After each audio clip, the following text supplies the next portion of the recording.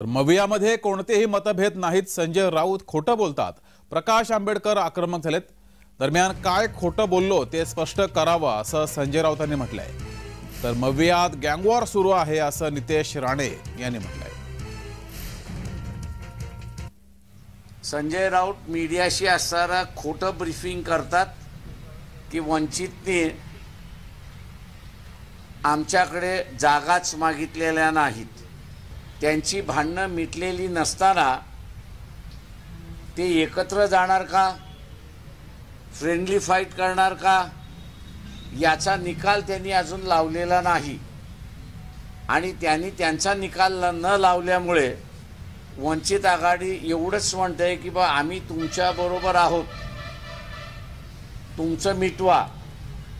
मी काय खोटं बोललो हे त्यांनी स्पष्ट केलं पाहिजे. त्यांनी एक यादी दिली, त्या यादीतल्या 4 जागा त्यात माननीय शरद पवार होते त्या बैठकीला, उद्धव ठाकरे साहेब होते, बाळासाहेब थोरात होते. मी सोडून द्या, मी खोटं बोलतो, पण 4 जागांचा प्रस्ताव आम्ही दिलाय की नाही यात काय खोटं बोलण्याचा प्रश्न आहे. आणि आम्ही काय समाज माध्यमांवरती जात नाही, आम्ही थेट प्रकाश आंबेडकर साहेब आमचे मित्र आहेत. हे संजय, सविता, राजाराम राऊत हे कॅमेराच्या समोर खोटं बोलतात, खोटी माहिती देतात, खोटा आवा आणतात.